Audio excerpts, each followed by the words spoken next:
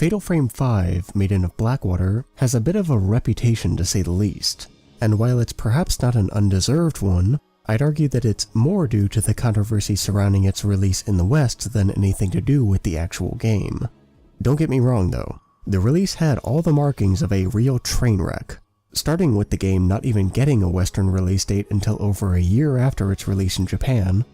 There was Nintendo's decision, when it finally did come stateside, to go with a digital-only release of a game that takes up a massive 13 of the stock Wii U's effectively 25 gig hard drive, as well as the question of censorship that got brought up with regards to the Western release. Then there's the genuinely embarrassing official trailer, which was virtually the only marketing done for it, as well as the game sporting the lowest Metacritic score thus far for the series, all of which, needless to say, tempered my expectations for the title. But I'm pleased to say that in a lot of ways Fatal Frame 5 is a return to form. It's not without some serious issues, of course, which we'll get to, but for the most part Fatal Frame 5 is quite a solid entry in the series. From its stunning visuals, to a refreshing mechanical redesign, to a narrative that explores a uniquely mature kind of fear, resulting in a title that, despite its occasional failings, bounces back to normalcy remarkably well considering just how many quirks Fatal Frame 4 had.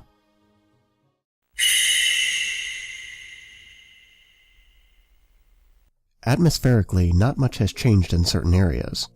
The camera, for example, is still a third-person over-the-shoulder affair, although we do surprisingly see the semi-return of atmospheric scares. But you can definitely see the issues they came across with regards to never being able to predict where the player will be looking, because most of these take place at the end of what amounts to a hallway where there's really only one direction you can be facing. And so they end up feeling a bit predictable rather than a surprise for especially curious players the way they were in Fatal Frames 2 and 3. That, and they also seem to stop completely after the Veiled House, which is a shame. The ghost hands are unfortunately still present as well, and while these were obnoxious in the fourth game as a means of generating tension, in hindsight I appreciate that there was a real punishment for failing them. You would lose the item. That doesn't happen in Fatal Frame 5. The punishment here is having to watch this animation again whether you pass or fail this reflex check. The ghost hands can occur for bits of lore now though, which they didn't in Fatal Frame 4, but without a real consequence for failing them, it's a wonder why they're still here. As far as sound design goes, it's a mixed bag similar to Fatal Frame 4.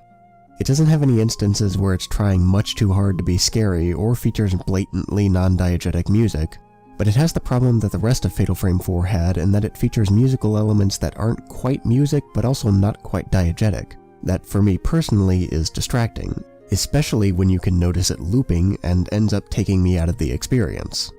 Even when you're alone in the house, there's very clear non-diegetic musical elements when just the rain alone would be more than enough to build an atmosphere. It's a shame this stuff is here because this is one area that I can with conviction say that less is more. The house in Fatal Frame 3, for example, is always silent at night, save the rain of course, and it's brilliant. Speaking of silence, the only time it's ever completely silent in Fatal Frame 5 is in Ren's study. A single room in which we only ever spend a few minutes reading notes. So yeah, probably the worst use of silence in the series actually. The game's ambience on the other hand is actually pretty interesting, because while there is the main audio channel through which everything is played, the musical elements, ambience, sound, etc., the ambient track is also played through the Wii U gamepad, which you'll be holding much closer to yourself than you'll be sitting to the TV, for example, effectively placing the ambience at the front of the soundscape. And hearing the ambient effects isolated, the wind and dripping water in the cave, or the insects and the rustling leaves in the forest is really quite effective. It's pretty much what I've been wanting for the entire series. It's just a shame that the developers don't seem to have enough faith in the ambience to let it create a mood by itself. In the same vein, Fatal Frame 5 also features some unique sound scares. Not many, but I think they're interesting because they usually don't lead to fights. In the tunnel, for example, you'll occasionally hear quietly falling rocks and then at one point hear the same thing only much louder, which got me good the first time I heard it. And on your way back through the basement of the doll shrine, you'll hear a loud splash behind you. Both of these instances made me freeze on the spot and pull out the camera in anticipation, something that the series has always been good at, but here manages to convey those peaks through the sound, not through the combat as it's done before. Basically, it's another form of the atmospheric scare I'm such a fan of, which is brilliant and something I'd love to see more of. But the setting is where the game really shines. Fatal Frame 5 is set on the abandoned Mount Hikami, and as you might expect, takes place mostly outdoors, really a first for the series. There have been outdoor bits since the first game, of course, but they're usually small, unremarkable areas that you move through on your way to points of interest. Gardens, courtyards, things like that. Here though, most of the game is spent outdoors, from the forest at the foot of the mountain to the mostly open-air shrine at the end of the game, with isolated levels taking place in more traditional Fatal Frame locations. A ruined inn and an abandoned house, for example. It's also worth mentioning that these environments look spectacular. There's quite a lot of color in Fatal Frame 5, especially for a Fatal Frame game where the color palette's typically black, brown, gray, and a bit of orange, with the token color of the title adding a bit of panache at certain points. Here though, we have everything from the standard Fatal Frame colors, usually with more going on in any given scene that keeps it visually interesting, to orange, to blue, to green, to red. The token color, although the developers say it's black, but I would argue is orange for example, is used absolutely brilliantly. Most of the chapters begin at sunset, the golden hour as it's called in photography, where environments are bathed in this soft, warm glow that enhances the colors in the scene. But in the context of the game, the sunset manages to be quite sinister as well. It's utilized far better than in Fatal Frame 4 at any rate, where the token color is used in literally one room and then never again. What makes the setting interesting is that it places much more emphasis on the natural rather than the supernatural disasters. In this case, a flood and a landslide, which we see evidence of everywhere in the game, even when there's little to no trace of supernatural phenomena or things like blood splatters. Indoor environments, for example, have this horrible soaked-through appearance where it looks like if you were to reach out and touch the walls, they would just crumble to bits. And that's to say nothing of the areas that are partially flooded, which not only slow the player down in an organic way, but also tap into some quintessentially Japanese fears in that ghosts are quite often associated with water or humidity. The focus on the natural rather than supernatural is a very subtle but significant change that I really like, because it seems like the way rumors of hauntings actually get started, only in this case the rumors turn out to be true. Perhaps even more spooky is that the setting has real-world parallels.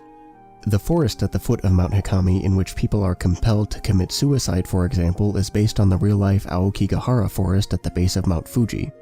The eerie doll shrine in the forest is based on the Awashima shrine in Wakayama, which, in accordance with the Shinto belief that everything from needles to rice to robot dogs has a soul, accepts donations of forgotten dolls and toys and periodically floats them out to sea in a sort of funeral. The shrine on the water at the end of the game is likely based on the Itsukushima shrine in Hiroshima, which is famous for being built like a pier on the water and gives the appearance of floating at high tide. There are also some pretty subtle details, such as fog only occurring after rainfall, which makes sense, unlike in Silent Hill for example, where it's just always foggy. And the red spider lilies in one area that not only typically bloom in response to heavy rainfall, but also feature in legends where they guide the dead to the next reincarnation or bloom along the path where you see someone you won't ever see again, which fits right in with what's going on here. It's neat stuff. It's a real shame then that as much as the setting does for the overall atmosphere of Fatal Frame 5, it's hurt by the fact that there's so much backtracking in the game. And that's not even really fair to say, because there's been backtracking in all of the Fatal Frame games, but it's never felt as thoroughly tedious as it does here.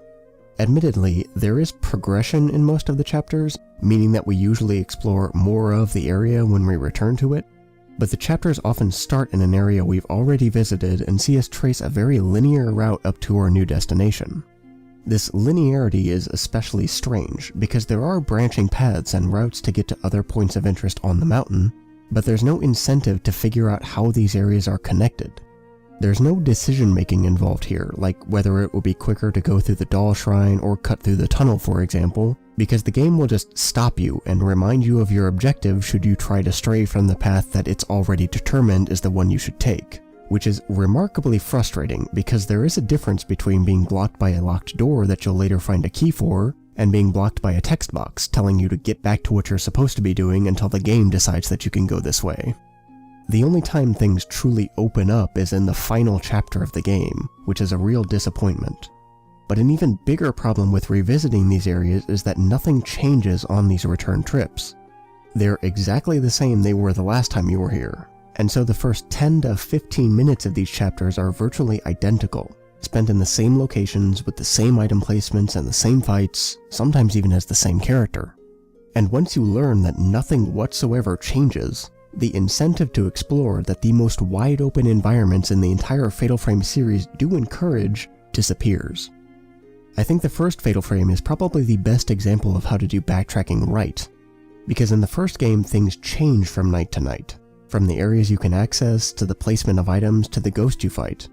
Of course there are rooms that you'll visit several times during any given playthrough, but not only is there always a reason to go back to these areas, whether it's for an item you need or because of an area of the mansion that you're now able to access, but they also try to keep these more central areas from feeling the same every time.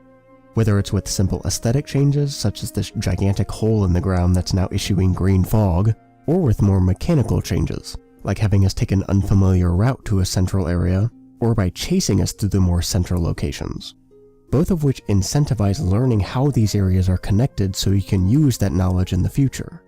It's brilliant, and it's things like this that manage to keep the experience interesting despite the entire game taking place in a single 2-story house. With Fatal Frame 5 though, the first time through these areas they're absolutely brilliant. You're on the edge of your seat and jumping at shadows. But familiarity is a guard against fear, and so the 3rd, 4th, and 5th times through there is no tension to it, you're just blasting through it. And as I said in the last video, without tension, there is no atmosphere.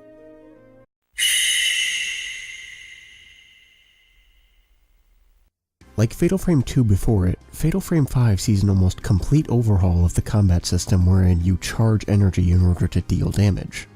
But instead of encouraging a strict routine the way it did in Fatal Frame 2, here it encourages more dynamic play than any other title in the series. In order to deal damage in Fatal Frame 5, you have to shoot the ghost's weak points, which creates spirit fragments that, if you're able to get them in the frame, charge the meter at the bottom of the camera and increase the damage you're able to do with the next shot. So rather than charging up energy or getting close to the ghosts, the idea here is to capture multiple targets in one shot, and the skill being tested, rather than tracking or timing, is positioning. A technique that's been more important in some games than in others, but has never really been the focus the way it is here. What's especially cool though is that you can still play the way you have in every other game, where you wait for the ghost to attack you and then effectively counter it. Shutter chances, fatal frames, and combos are all still present, and so you often find yourself swapping back and forth between the two styles depending not only on what ghost you're fighting, but the situation you find yourself in, often even during the same fight. It's really quite remarkable to see both of these styles coexisting without one compromising the viability of the other. That said, however, changing the formula of Fatal Frame so that it encourages the player to actually shoot the ghosts outside of a very specific window necessitates considerably more film and items that can be found throughout the game, leading to no real scarcity whatsoever, which I would argue is one of the key features of true survival horror. Still though, I think the change is largely a positive one, simply because it provides some truly dynamic gameplay, which isn't just present in the general flow of combat either. Fatal Frame 5 also does a better job of giving each of its characters a distinctive playstyle, similar to the way it was done in Fatal Frame 3. We have a standard middle-of-the-road protagonist, a character who can't use lenses but has a unique rapid-fire ability that can be used particularly effectively during Fatal Frame windows, and a character who, like Miku in the third game, has a slow ability. But here it doesn't just slow the ghosts, it also allows her to more than double the damage output of the other two characters if you're able to charge it up all the way during a Shutter Chance or Fatal Frame, which can be quite challenging but also quite rewarding. She's the most complex, versatile, and personally enjoyable character to play, but she's also the character you play as the least, having only 2 chapters devoted to her. All of this is to illustrate that there's no shortage of variety in ways to play the game, provided of course that the player takes advantage of it. Also cool is the addition of the wetness mechanic, which acts as a sort of dynamic difficulty where the wetter you are, the more fights you'll have, the more ghost hands you'll get, and the more damage you'll take. It's also worth noting that this isn't a simple binary state where you're either wet or not wet. You can take several hits from the ghosts before you're completely soaked, at which point you won't dry off naturally, but until that point you can, so it only punishes you if you deserve it. This is subverted in the last chapter, however, where the rain will soak you, but it's also the last chapter, and so it feels kind of climactic and appropriate in that context. In a similar vein is the tainted status you can get from certain ghosts that continuously and actually quite rapidly drains your health until you kill the ghost, cure it with an item, or die. It's exactly what should have been done in Fatal Frame 4 with the blooming ghosts as a way to instantly add some tension to the fight, similar to something like Danger Time in Guilty Gear, and keep fights from feeling routine the way they usually do. I also appreciate that lock-on, while still present, is far less of a crutch than it was in Fatal Frame 4, and is even sort of discouraged as using it zooms and locks the camera's position, which means you often can't get any spirit fragments in the shot for increased damage or knockback. One of the only times I used it to do more than check the ghost's HP was for the final boss, and even she teleports and moves upward just before her attack, so fighting her actually does take a bit of tracking and not just hold the lock-on button and keep shooting. Speaking of the final boss, she's a tremendous improvement over Fatal Frame 4 at least in that she actually feels like a boss character. She has two phases that she alternates between, the first of which is a fairly straightforward one where she'll just charge you and also occasionally summon minions that die in one full power shot. The other phase, however, is a far more interesting minion rush sort of thing, where she'll summon a minion and the idea is to use its weak points to charge the camera and then catch the boss in the shot as well in order to deal damage to her. It's pretty neat as a final exam of sorts on positioning. Fatal Frame 5 also reincorporates random encounters, which were completely absent in Fatal Frame 4, but here they're not just random encounters that occur when you spend too much time in one area, they occur specifically when you raise the camera. So if you pull out the camera to look into a room you can't access, for example, or a bit of architecture you can't quite make out, you might find yourself face to face with a ghost, which, needless to say, is startling. Unfortunately, this is something you'd have to do far more often with the fixed camera in the first 3 games though.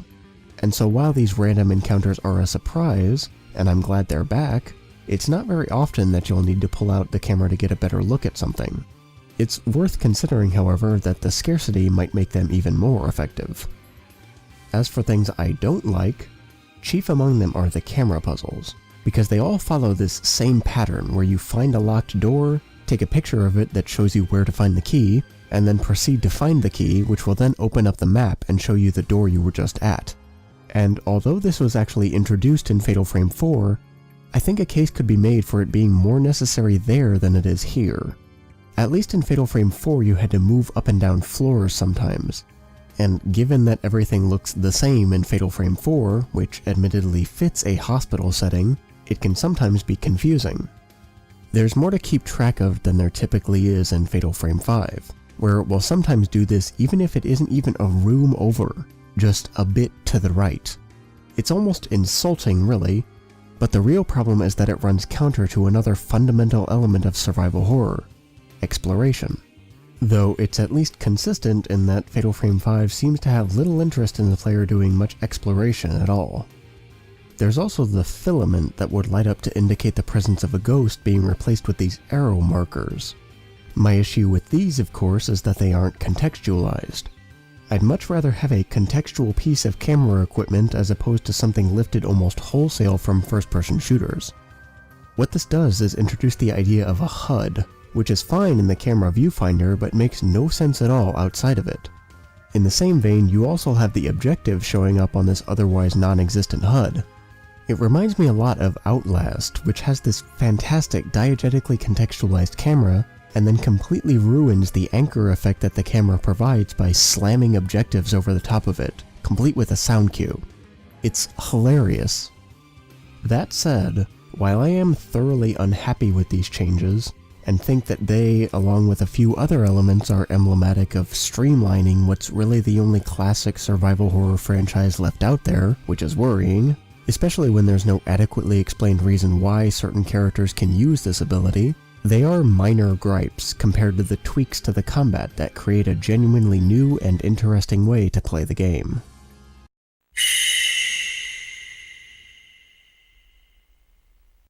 Fatal Frame 5 tells 3 separate but interconnected stories. We follow Yuri Kozukata as she searches for her guardian Hisoka, Ren Hojo as he tracks down clues about the mysterious nightmares and visions he's been having, and Miyu Hinasaki as she searches for her mother Miku from the first and third games. The stories all converge on Mount Hikami, the home of a religious sect that worshipped the water that flowed from the mountain, revering it as the source of life and death, as well as helping those who came to the mountain to die properly, by using their ability to see into a person's soul and accept their memories, emotions, and secrets, and return the individual to the water. When a priestess had taken on as much anguish as she could, she was then sealed into a casket and sunk, acting as a pillar that would purify the water. Those of you who are familiar with the series might note the similarities to the ritual in Fatal Frame 3. A priestess symbolically, or quite literally in this case, taking on the pain of another individual and then, once they had reached their limit, being ceremonially put to rest. But where Fatal Frame 3 stops there, Fatal Frame 5 goes on to ask, what about that priestess's own pain? Osei Kurosawa was the last of the immortal flowers, especially strong pillars that served as bulwarks against the mountain's resident malevolent force, the Black Water. In Osei's preparations to become a flower, however, specifically for a kind of posthumous marriage that would further strengthen her spirit, Osei fell in love, but ultimately kept her feelings to herself. Regrettably, at the very same time that Osei's ritual was underway, many of the other priestesses on the mountain were killed in a brutal massacre, and their memories, emotions, and anguish surged into Osei, which, combined with her own feelings of unrequited love, overwhelmed her and caused the ritual to fail, cursing the mountain and corrupting the spirits of both Osei and the slain priestesses, who even in death continue the search for new pillars.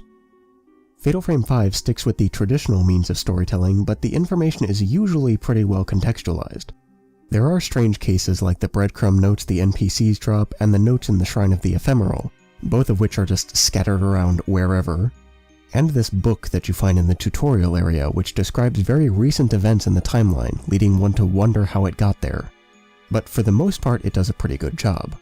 The interlude chapter in which we find Hisoka's notes being particularly noteworthy, because where we find this stuff makes perfect sense. Case notes for dropped or closed cases are put away in a storeroom, and notes for open cases and her journal are in a locked desk drawer. Like I said, perfect. Especially nice touches with these notes specifically are that, 1. They characterize Hisoka as thoroughly meticulous, even going so far as to record phone messages that may be relevant to an open case, and 2. The notes are all written in shorthand, as if a person actually wrote them as opposed to an exposition machine. Other means of conveyance don't fare as well, however. Tapes, for example, including the one I just mentioned, largely seem like recaps in that they rarely introduce any new information. The same goes for these bizarre text summaries at the beginning and end of levels, which tell you absolutely nothing you didn't already know, provided you're not, like, comatose while playing the game. I assume these are here as a way to keep the player in the loop because of the strangely mission-based structure of the game as opposed to the more traditional structure of the previous games, but surely the cutscenes and the rest of the level are enough to do that, right? It's really hard to say for certain why these are here. There's also the endings. Fatal Frame 5 experiments a bit with how you obtain the character's various endings. In the majority of the series, the ending you get is determined by the difficulty you play on. And as I said in the first video, I've never really been crazy about this, because the higher difficulties aren't skill checks. They're not about using the mechanics efficiently, getting the most out of your shots, or playing the game, well. They're tedious. In Fatal Frame 5, however, the character's ending is determined by choices you make or actions you take during the final chapter. And I'm even less a fan of this. Ren, for example, has 4 endings. One in which you choose one of 2 spirits, and another in which you either accept or reject her. And there's problems with the content, but we'll get to that, because first of all, a big marquee choice in the final chapter of the game is just about the laziest thing you can do to incorporate choice into a game. Not to mention jarring in Fatal Frame, considering that the only other time choices have been present in the series is in Fatal Frame 3, where it's genuinely interesting that the choice you make there doesn't affect the ending.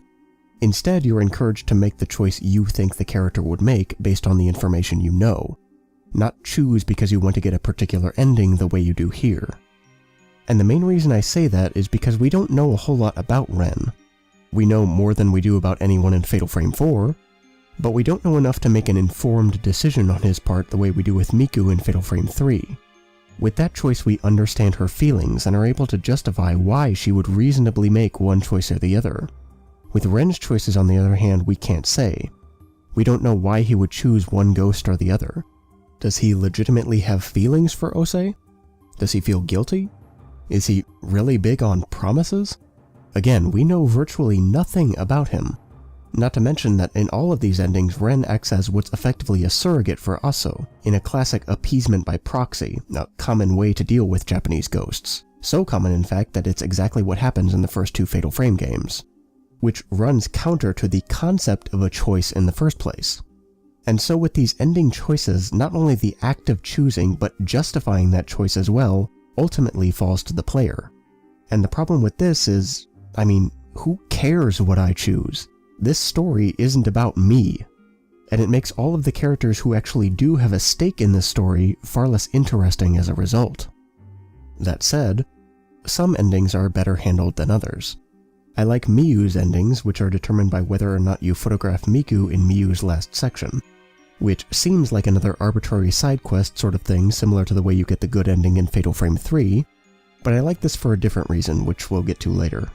I also mostly like Yuri's endings, because they're decided in gameplay by whether you kill the final boss above or below water.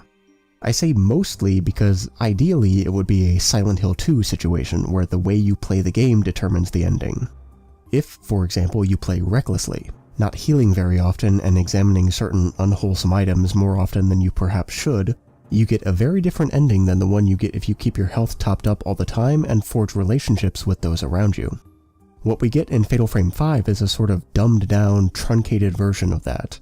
While the ending is still determined by actions you take in the game, those actions only really matter during this final boss fight, and that's a shame. I also mostly like these endings because on your first playthrough you almost certainly won't know that where you kill the boss matters, and so you're very likely to get the bad ending simply because of the way the phases of the boss fight alternate. However, I don't necessarily think that's a bad thing, and even wonder if that's not intentional. Because I do think that Yuri's bad ending, that being the one in which she kills herself, is the most appropriate one, as morbid as that sounds, and wouldn't be at all surprised if it winds up being the canonical one at some point. Because like Fatal Frame 3, Fatal Frame 5 explores a very real but more insidious kind of horror. Fatal Frame 5 is about loneliness, and this manifests in each of the characters in some pretty fascinating ways. With Yuri, it's perhaps the most straightforward.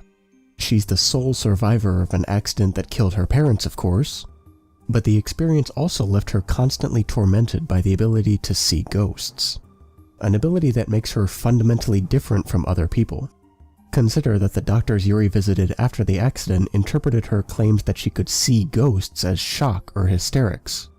We can only imagine what people her own age would say. Also consider that the only one Miku ever told about her ability was her brother for presumably the same reasons. This is an ability that the person gifted would have to suffer with in silence because it's something that simply no one else could understand. And that's not even mentioning Yuri's other ability to glance or see into the souls of those she touches, which even further separates her from other people. Only physically in this case. And the combination of these two abilities causes Yuri to withdraw from what she herself says almost entirely. Yuri's story shows us isolation, thoroughly oppressive loneliness, and we see the toll this takes on her. Yuri would have killed herself were it not for Hisoka, who is the only one who really reaches out to Yuri. But while Hisoka sympathizes and wants to teach Yuri to make the most of her ability, Hisoka significantly doesn't share that ability. She doesn't see ghosts. And so even Hisoka, despite having her own trauma, can't really relate to Yuri, and even writes in her journal that she feels distant, that she'll slip through her fingers, that she's an enigma that can't really be understood. Ultimately, that Yuri really is alone. And this is, again, why I think the bad ending is the most appropriate one. Because Ose is the only one who truly relates to Yuri, which Ose herself says. In many ways, Yuri's situation mirrors Miku's, and people seem to have a lot of problems with Miku in Fatal Frame 5, saying that her story destroys the message of Fatal Frame 3, in which preserving the memories of your loved ones is reason enough to live on after a tragedy. And I think that in the majority of cases that's true, but the situations in Fatal Frame aren't majority cases. Not only because of the supernatural element, of course, but because Mio, Rei, and Miku are all on some level responsible for those tragedies. And I think that changes things quite a bit. What I'm saying is that I think the intent is to destroy that message. We've already talked about Fatal Frame 3 and how the psychological torment associated with trauma of that sort never really goes away. This is why I think the very last line of Fatal Frame 3, even with the pain, is so important. Because again, that pain never goes away. And in Miku's case, that pain is living on with the constant guilt and feeling of responsibility. A feeling that she could have done more. That she could have done literally anything. Which she herself says outright in Fatal Frame 3. And reaffirms in Fatal Frame 5, saying that this marriage is the only thing that she can do for him now. What Miku's story shows us is this collapse of meaning that, I would argue, occurs because she's alone in Fatal Frame 5. You'll recall, of course, that Miku almost certainly didn't come to this living on to preserve memories conclusion on her own. In fact, she's effectively dead at the end of the game when this message is delivered. What she says at the end of Fatal Frame 3 was imparted to her by Rei. This is evident even in how she says it.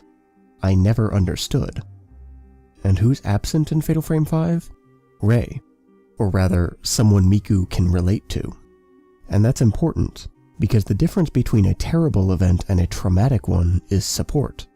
If a person has a connection like that, someone to whom they can relate, they can find the strength to carry on after a tragedy. But if they don't, that pain is all there is, and it may well consume them. And that's what we see in Fatal Frame 5. We see that pain winning out in the end. Miku coming to the conclusion that the lesson she learned was bunk and that there was no meaning in her suffering. We see crippling loneliness lead to the degradation and decay of values and beliefs and meaning. And that's terrifying. It's brilliantly done bona fide existential horror, a term people misuse all the time, and something I've very rarely seen explored in video games. And what's more is that Fatal Frame 5 explores it in a way that's applicable and even relatable, as evidenced by the people who did find meaning in that story and were seriously upset about the way it turned out. As for the other characters, there's Ren, a struggling writer who gets uncomfortable around women, the only other people in this game, which conflicts with the budding fear of being alone that crops up after Rui brings up the topic of marriage in a flashback toward the end of the game, which Ren seems to brush over almost as if he'd never considered it before, which makes sense given his fear of women. And it's these two conflicting fears that contextualize the marriage imagery that's so prevalent throughout his story, which can be read as simple set dressing, but also takes on a more symbolic and even sinister meaning when read in this way, serving as a constant reminder of that fear.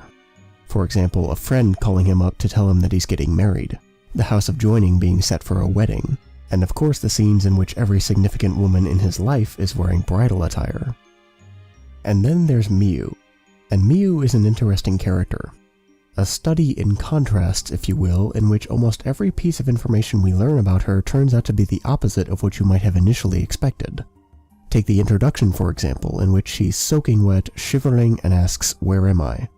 She cuts a very vulnerable figure, like someone who accidentally got swept up in this mess rather than what actually happened, being that she ran away from home and came to the mountain on her own to find her mother, which we don't learn until Chapter 3 when we read her case notes.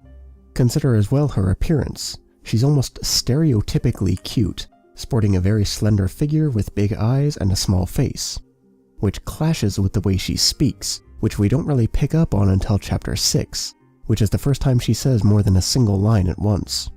Her speech itself is very direct, almost curt, and her voice is notably harsh as well.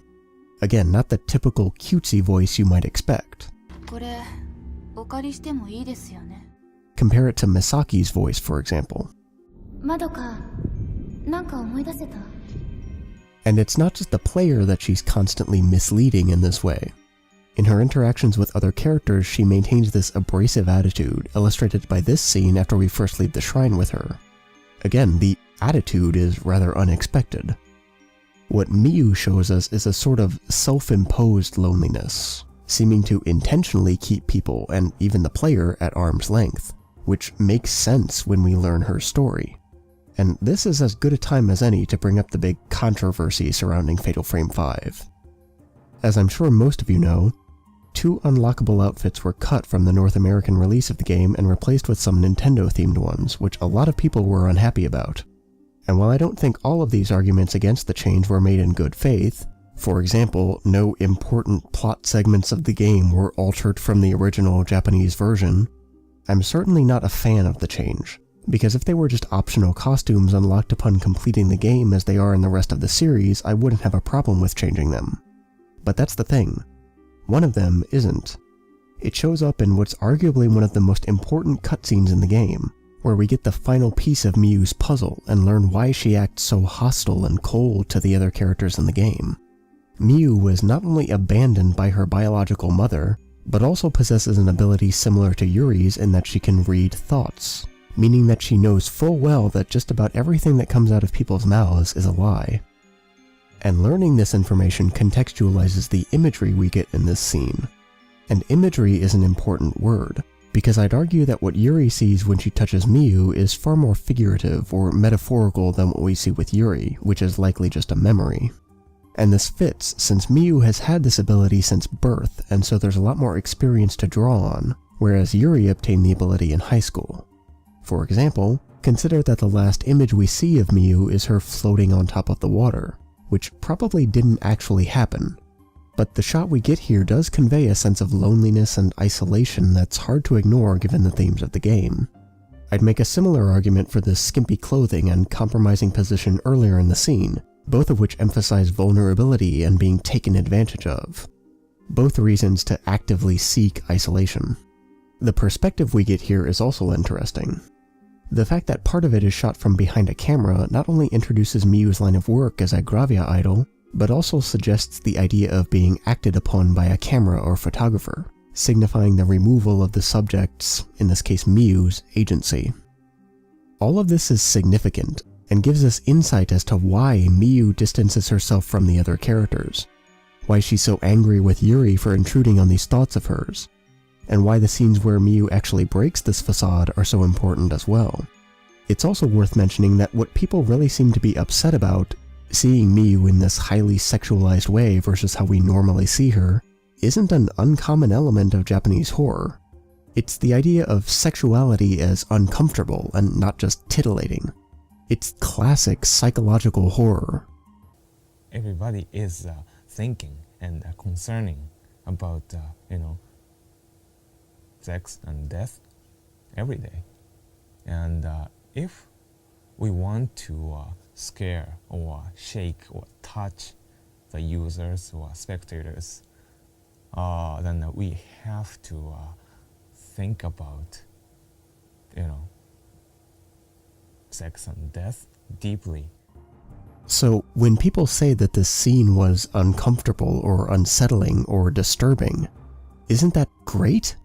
This is a horror game after all. I think it's a brilliant scene, and I also think it's a real shame that it was changed for the North American release, because it loses a lot of the significance that can be read into it with the Japanese version. Not to mention, of course, that it was changed by people who had absolutely nothing to do with the creative process. That's not cool. At all.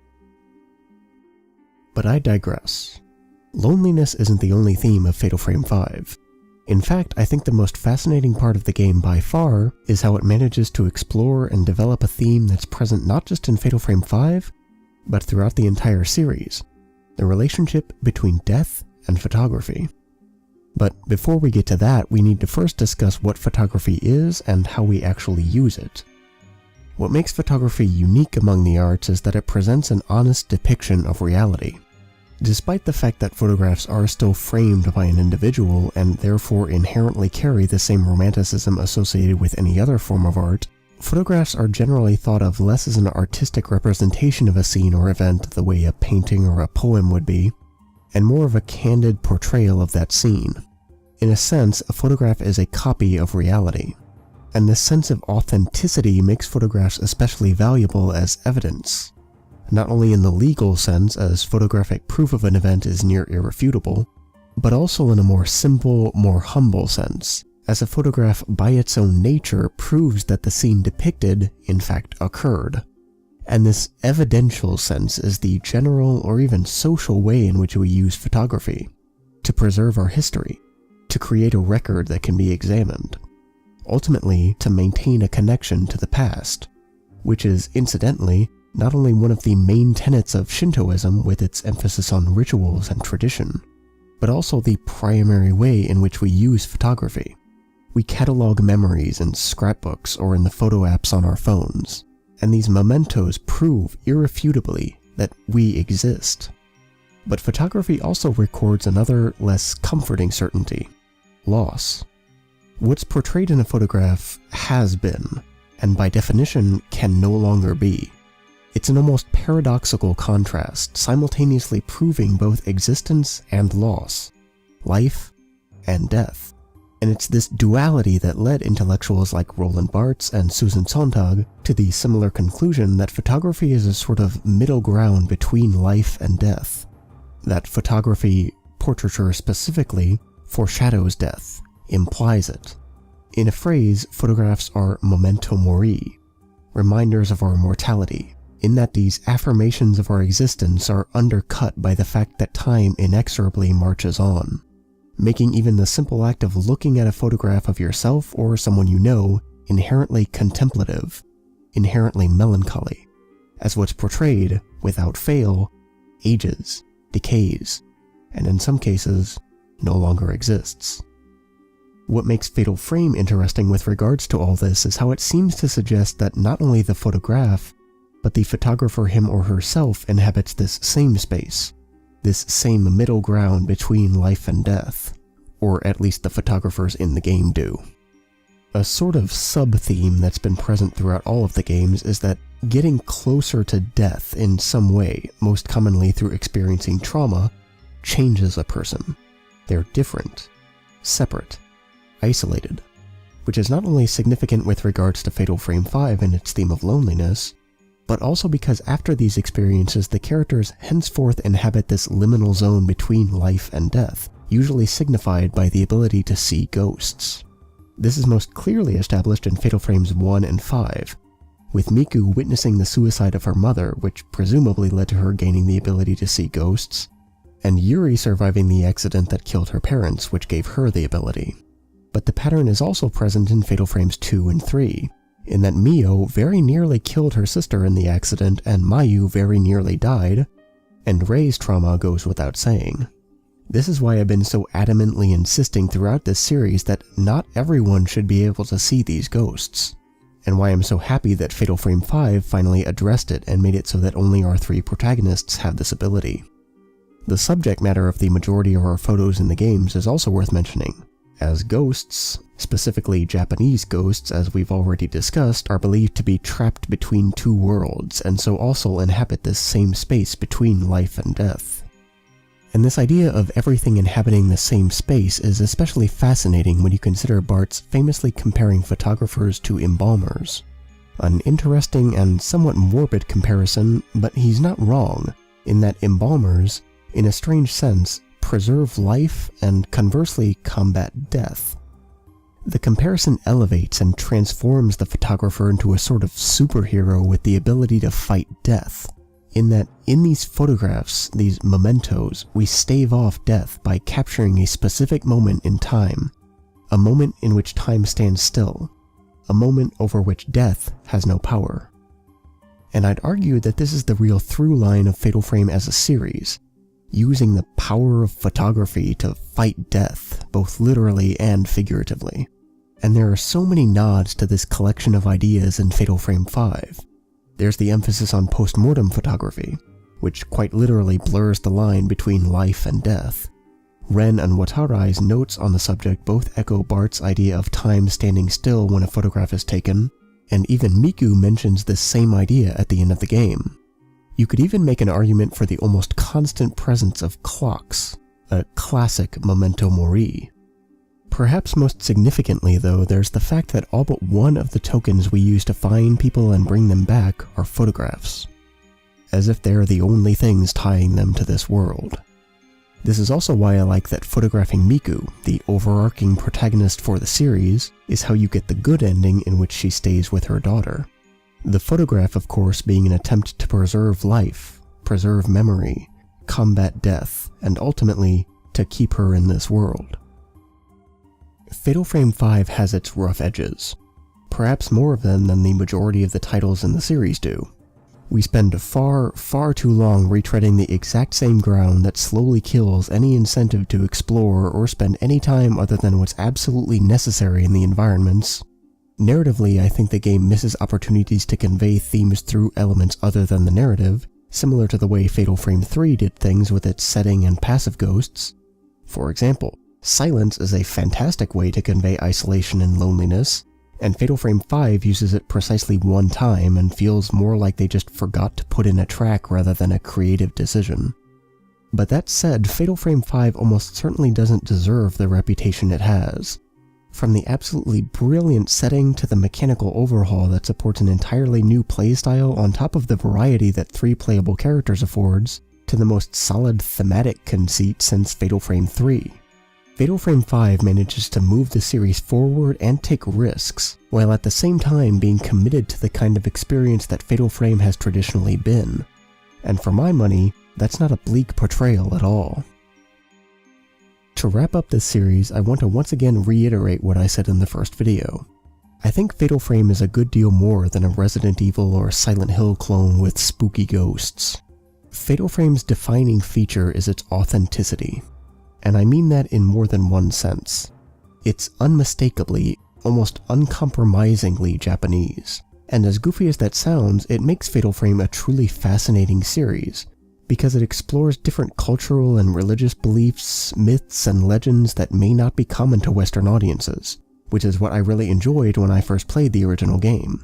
Unique, original ideas that I've never seen before and can't find anywhere else. And what's more is that it explores these ideas in unique and clever ways. Through a horror game for one, which is interesting, but also in other ways, for example, contextualizing our characters putting these ghosts to rest with a camera. All of this is wrapped in a slow, atmospheric horror that's tragically hard to find these days, while also exploring very developed, very mature, very real fear, which is something I can't say for the other survival horror franchises. Not to mention, of course, sporting a truly fascinating through line about the power and significance of photography. And this is why I've kept coming back to Fatal Frame, and why I genuinely look forward to what develops in the future. なんだよ、どこにも行かないって。信用ないな。